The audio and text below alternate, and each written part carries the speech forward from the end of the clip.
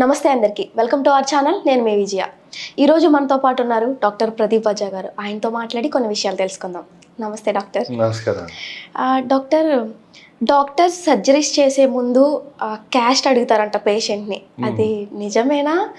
వైద్యానికి కూడా క్యాస్ట్ అవసరమా?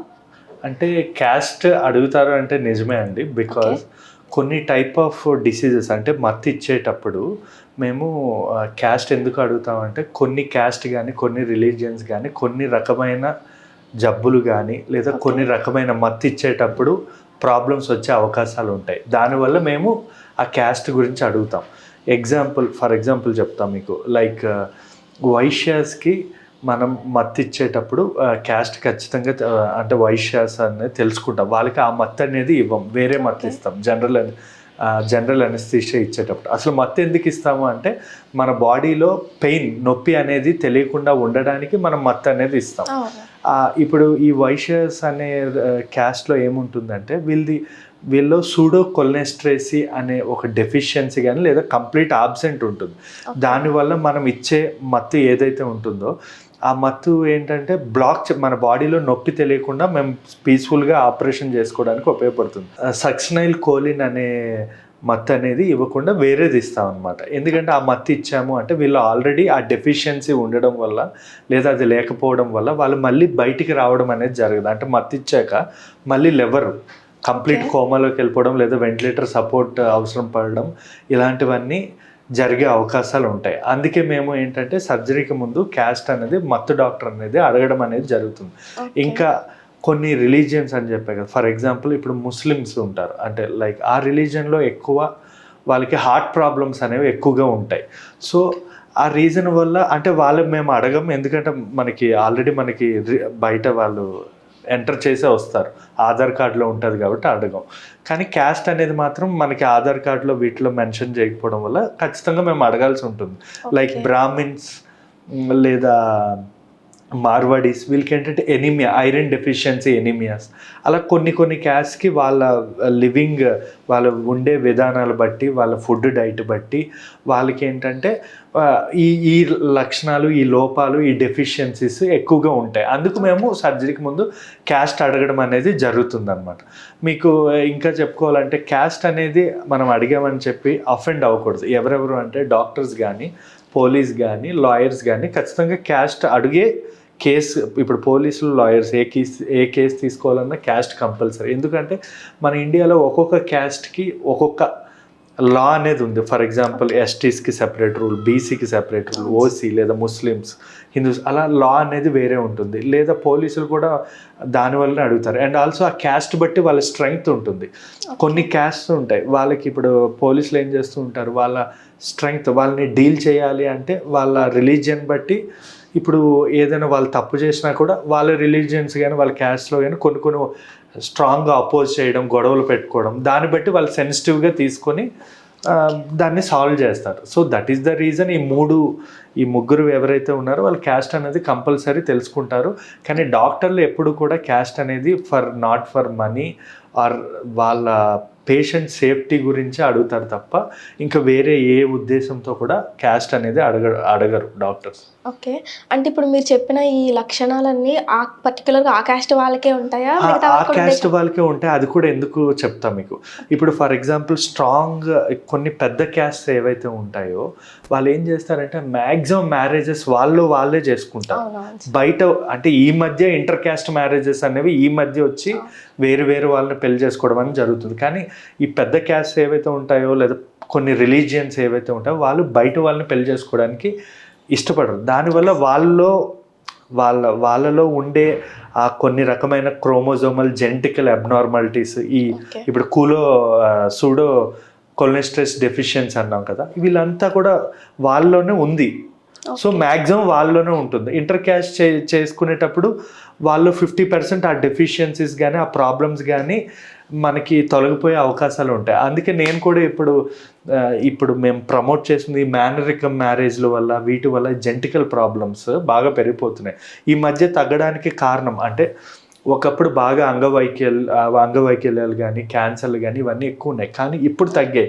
రీజన్ ఏంటంటే ఇంటర్ క్యాస్ట్ మ్యారేజెస్ వల్ల కానీ లేదా కొంచెం చేంజ్ అవ్వడం వల్ల ఈ గ్లోబలైజేషన్ అయ్యాక ఇవన్నీ చేంజ్ అవుతున్నాయి. సో జీన్స్ అన్నీ మారుతున్నాయి. సేమ్ జీన్స్లో అన్నీ చేసుకుంటే మ్యూటేషన్ అనేది జరగదు.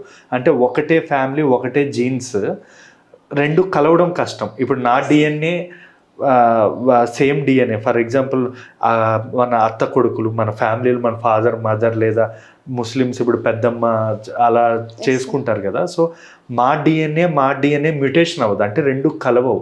ఆ కలవకపోవడం వల్ల ఈ ప్రాబ్లమ్స్ ఇవన్నీ వస్తాయన్నమాట. లైక్ అంగవైకల్యం అని, కంటి ప్రాబ్లం, చెవిటి ప్రాబ్లం, మెదడుకి సంబంధించిన ప్రాబ్లం, కొన్ని రకమైన క్యాన్సర్లు ఇవన్నీ వస్తాయి. అవి డిఫరెంట్ డిఎన్ఏస్ ఉంటే ఆ మ్యూటేషన్ అనేది పాస్ అవ్వదు, అంటే నెక్స్ట్ జనరేషన్కి అది వెళ్ళదు. అంటే ఇప్పుడు ఆ లక్షణాలు అనేవి మీరు క్యాస్ట్ని బట్టి ఆ మొత్తం అనేది అలా ఇస్తుంటారు, లేదా దానికి కూడా వేరే ఏదైనా సెపరేట్ ట్రీట్మెంట్ లాంటిది చేసి ఖచ్చితంగా మేము దానికి సెపరేట్, ఇప్పుడు మీకు ఇప్పుడు చెప్పా కదా, వైశ్యాస్కి అయితే ఖచ్చితంగా ఈ సక్సనైల్ కోలిన్ అనేది మత్తు అనేది ఇవ్వం. వాళ్ళకి వేరే మత్తు ఇస్తాం. సో అలా ఇప్పుడు ఫర్ ఎగ్జాంపుల్ మనకి మీకు చెప్పా కదా, ఇప్పుడు కార్డియాలజీ, హార్ట్ ప్రాబ్లమ్స్ ఎక్కువగా మన ముస్లిం పాపులేషన్లో ఉంటాయి కాబట్టి వాళ్ళకి ఖచ్చితంగా కొన్ని కార్డియాక్ ఎఫెక్టివ్ హార్ట్ మీద ప్రెషర్ పడేవి కానీ, లేదా వాళ్ళకి ముందుగానే 2D ఈకో కానీ కొన్ని బ్లడ్ టెస్ట్లు అన్నీ చూసుకొని ఫిట్ అయితేనే చేస్తాం. ఓకే, అలా. అంటే నేను అడిగేది ఏంటంటే, ఇప్పుడు లైక్ ఈ మధ్య వేరే వేరే క్యాస్ట్ వాళ్ళని కూడా మ్యారేజ్ చేసుకుంటూ ఉంటారు. ఇప్పుడు అబ్బాయిది ఏ క్యాస్టో ఆ క్యాస్ట్ రాయడం, లేకపోతే వాళ్ళు ఆల్రెడీ మీరు మెన్షన్ చేసినట్టు వైశేష దానికి సంబంధించిన అమ్మాయి అనుకోండి, వేరే క్యాస్ట్ అబ్బాయిని ఎవరినన్నా చేసుకుంటే ఆ క్యాస్ట్ మెన్షన్ చేసేస్తారు ఇప్పుడు మీరు హాస్పిటల్లో. మరి అలాంటి వాళ్ళని మీరు ఎలా? అలాంటి వాళ్ళని డయాగ్నోస్ చేయడం చాలా కష్టం. కానీ ఇప్పుడు ఏంటంటే ఆల్మోస్ట్ వాళ్ళు వేరే క్యాస్ట్ చేసుకోవడం వల్ల అక్కడ మనకి డైవర్సిఫికేషన్ అయిపోయింది కదా, అంటే వేరే వేరే డిఎన్ఏస్ కాబట్టి పాస్ అయ్యేవి చాలా తక్కువ ఉంటాయి. కానీ ఒకవేళ 1% 2% అయినా కూడా అది మనం అది మేమేం చేయలేం. అలాంటి టైంలో కొన్నిసార్లు మెడికల్గా కొంచెం లేట్ అవుతుంది, బట్ మ్యాక్సిమం అలా అవ్వనీయం. మేము అవన్నీ కూడా ఫిట్గా ముందే చూసుకుంటాం. చాలా రేరు, 100లో ఎవరో ఒకరు మత్తు నుంచి బయటికి రాకపోవడం అంటే రాకపోవడం అంటూ జరగదు. టైం అంటే ఇప్పుడు ఏమవుతుందంటే మత్తు ఇస్తాం, మళ్ళీ వాళ్ళు లేవడానికి ఇంకో మత్తు ఇస్తాం, అది ఇచ్చినప్పుడు రాకుండా డిలే అవుతుంది. అంటే ఒక 6 hours 8 hours, కొంతమంది 1 day 2 day అలా. అప్పుడు మనం వెంటిలేటర్తో మేనేజ్ చేసుకొని మేము మళ్ళీ వాళ్ళని బయటికి తీసుకొచ్చేస్తాం, అంటే నార్మల్ అయ్యేటట్టు చేస్తాం అనమాట. అంటే మత్తు ఇచ్చే ముందే మీరు ఇలా క్యాస్ట్ అడగడం కాకుండా యాజ్ ఏ డాక్టర్గా దానికి కూడా సెపరేట్ ట్రీట్మెంట్ అనేది ముందే తీసుకుని, అంటే ఎవరికి ఎలాంటి మత్తు ఇవ్వాలి అది కూడా ఒక వే. అవును, అందుకే కదా మేము అది ఎవరికి ఎలాంటి మత్తు ఇవ్వాలి అనేది మేము చూసుకునే ఇస్తాం. యాక్చువల్లీ రిపోర్ట్స్ బట్టి సగం తెలిసిపోతుంది మాకు.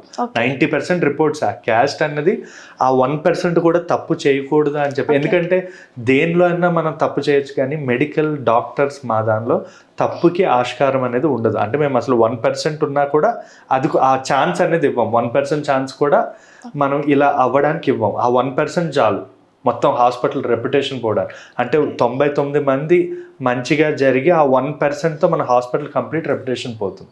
సో ఆ 1% కూడా మేము ఛాన్స్ ఇవ్వం కాబట్టి ఇవన్నీ అడుగుతాం.